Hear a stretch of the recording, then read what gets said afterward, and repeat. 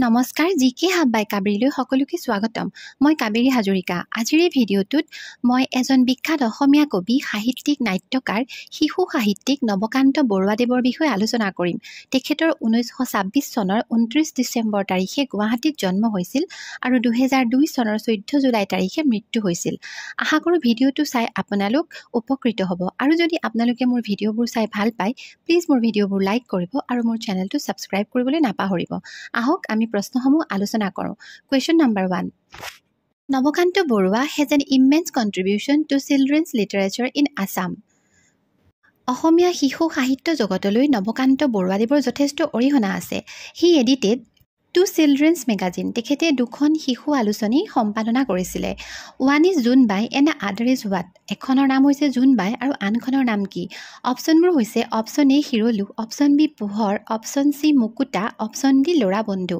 আৰু শুদ্ধ উত্তৰটো হৈছে option B Pohar Nabakanta Barua edited to children's magazine Jonbai 1950 to 1962 and পোহৰ 1969 to 1970 নৱকান্ত বৰুৱাদেৱে দুখন শিশু আলোচনী সম্পাদনা কৰিছিল আৰু তাৰে এখন হৈছে জোনবাই 1950 পৰা 1962 চনৰ ভিতৰছোৱাত আৰু আনখন হৈছে পোহৰ 1969 পৰা 1970 চনৰ সময়ছোৱাত next question For which of the following novels Nabakanta Barua received the Sahitya Akademi Award তলত দিয়া কোনখন উপন্যাসৰ বাবে নৱকান্ত বৰুৱাদেৱক সাহিত্য একাডেমী বঁটা প্ৰদান কৰা হৈছিল অপশ্যনবোৰ হৈছে অপশ্যন এ মিৰি জীয়ৰী অপশ্যন বি ককা দেউতাৰ হাড় অপশ্যন চি কপিলীপৰীয়া সাধু অপশ্যন ডি পিতা পুত্ৰ আৰু শুদ্ধ উত্তৰটো হৈছে অপশ্যন বি ককা দেউতাৰ হাড় Nabakanta Barua received the Sahitya Akademi award in 1975 for his novel ককা দেউতাৰ হাড় নৱকান্ত বৰুৱাদেৱে 1975 চনত সন্মানীয় সাহিত্য একাডেমী বঁটাটো লাভ কৰিছিল তেখেতৰ যিখন উপন্যাস ককা দেউতাৰ হাড়ৰ বাবে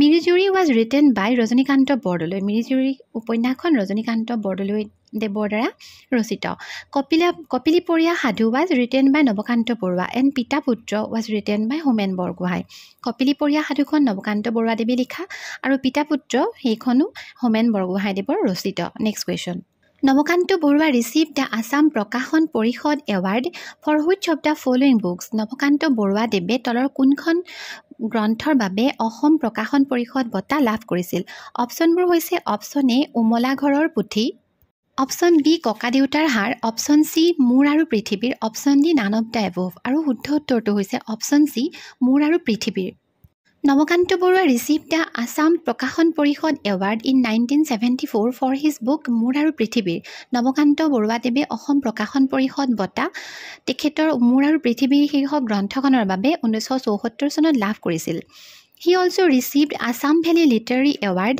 in 1993 আৰু লগতে তেখেতে অসম উপত্যকা সাহিত্য বঁটা লাভ কৰিছিল 1993 চনত next question Which of the following books of Navakanta Borua has been translated into 14 Indian languages by National Book Trust? তলত দিয়া গ্ৰন্থবোৰৰ কোনখন গ্ৰন্থই নৱকান্ত বৰুৱাদেৱৰ দ্বাৰা ৰচিত কোনখন গ্ৰন্থই নেশ্যনেল বুক ট্ৰাষ্টৰ দ্বাৰা 14টা ভাৰতীয় ভাষালৈ অনুবাদ কৰা হৈছে অপশ্যনবোৰ হৈছে অপশ্যন এ ককা দেউতাৰ হাড় অপশ্যন বি মানুহ আটাইবোৰ দ্বীপ অপশ্যন চি কপিলীপৰীয়া সাধু আৰু অপশ্যন ডি অপদাৰ্থ আৰু শুদ্ধ উত্তৰটো হৈছে অপশ্যন চি কপিলীপৰীয়া সাধু Kopilipuriya Hadhu 1953 has been translated into 14 Indian languages by the National Book Trust. National Book Trustৰ দ্বাৰা নৱকান্ত বৰুৱাদেৱৰ কপিলীপৰীয়া সাধু নামৰ যিখন গ্ৰন্থ এইখন 1953 চনত প্ৰকাশিত হৈছিল আৰু এইখন গ্ৰন্থ 14টা ভাৰতীয় ভাষালৈ অনুবাদ কৰা হৈছে next question Hirolu was an Assamese literary magazine founded by Navakanta Borua. It was published or founded in which of the following years? Hirolu হৈছে নৱকান্ত বৰুৱাদেৱে প্ৰকাশ কৰা অসমীয়া সাহিত্য সম্পৰ্কীয় এখন আলোচনী আৰু এই আলোচনীখন তলত দিয়া কোনটো চনত প্ৰথম প্ৰকাশ কৰা হৈছিল অপশ্যনবোৰ হৈছে option A 1970 option B 1984 option C 1975 option D 1962 আৰু শুদ্ধ উত্তৰটো হৈছে option B 1984 it was later republished as a Natun Hiralu আৰু এই হিৰলু আলোচনীখন পিছৰ পৰ্যায়ত নতুন হিৰলু নামেৰে পুনৰ প্ৰকাশ কৰা হৈছিল next question Which of the following is a famous children's book by Nabakanta Barua তলত দিয়া গ্ৰন্থসমূহৰ ভিতৰত কোনখন গ্ৰন্থ নৱকান্ত বৰুৱাদেৱৰ দ্বাৰা ৰচিত এখন শিশু সাহিত্য সম্পৰ্কীয় গ্ৰন্থ অৰ্থাৎ শিশুৰ বাবে প্ৰকাশিত গ্ৰন্থ অপশ্যনবোৰ হৈছে অপশ্যন এ শিয়ালি পালেগৈ ৰতনপুৰ, অপশ্যন বি সুখ জাতক, অপশ্যন চি বাঘৰ, অপশ্যন ডি ককা দেউতা আৰু নাতি ল'ৰা। আৰু শুদ্ধ উত্তৰটো হৈছে অপশ্যন এ শিয়ালি পালেগৈ ৰতনপুৰ। শিয়ালি পালেগৈ ৰতনপুৰ ৱাজ পাব্লিছড ইন 1956। এই শিয়ালি পালেগৈ ৰতনপুৰ নামৰ গ্ৰন্থখন 1956 চনত প্ৰকাশ কৰা হৈছিল। Other notable children's book of Nabakanta Barua are. নৱকান্ত বৰুৱাদেৱৰ দ্বাৰা ৰচিত আনবোৰ শিশু গ্ৰন্থ হৈছে আখৰৰ জখলা 1958, হ তুকাৰে হো 1960, কিশোৰ ৰামায়ণ 1987, কিশোৰ উপনিষদ, উমলা ঘৰৰ পুথি। Next question. Ekhut Kakaideu is the famous name of which of the following personalities. তলত দিয়া কোনজন ব্যক্তিৰ এটা প্ৰসিদ্ধ বা জনপ্ৰিয় নাম হৈছে এখুত ককাইদেউ, বা তলত দিয়া কোনজন ব্যক্তিক এখুত ককাইদেউ বুলিও জনা যায়। অপশ্যনবোৰ হৈছে option A Bhabendranath Saikia, option B Nabakanta Barua, option C Gunabhiram Barua, option D Ambikagiri Raichoudhury. আৰু শুদ্ধ উত্তৰটো হৈছে option B Nabakanta Barua. Nabakanta Barua was a prominent Assamese novelist and poet. Nabakanta Barua হৈছে আগতে কৈছোঁৱে এজন বিশিষ্ট অসমীয়া ঔপন্যাসিক আৰু লগতে কবি। He was popularly known as Ekhut Kakaideu, আৰু তেওঁ এখুত ককাইদেউ হিচাপে জনসাধাৰণৰ মাজত বহুত জনপ্ৰিয় আছিলে, তেওঁক সকলোৱে চিনি পায়। Next question.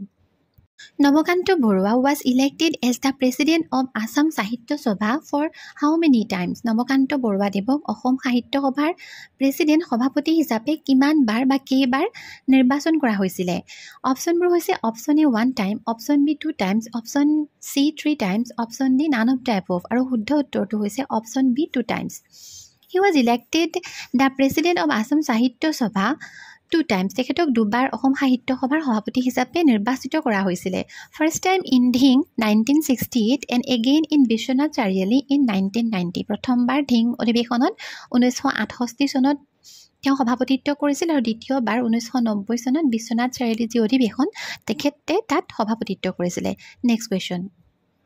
Nabakanta Barua received Padma Bhushan award in which of the following years. Nabakanta বৰুৱাদেৱক পদ্মভূষণ বঁটাও প্ৰদান কৰা হৈছিল, আৰু প্ৰশ্নটো হৈছে তেখেতক কিমান চনত বা কোন চনত এই বঁটা প্ৰদান কৰা হৈছিল। অপশ্যনবোৰ হৈছে option A 1975, option B 1976, option C 1993, option D 1998।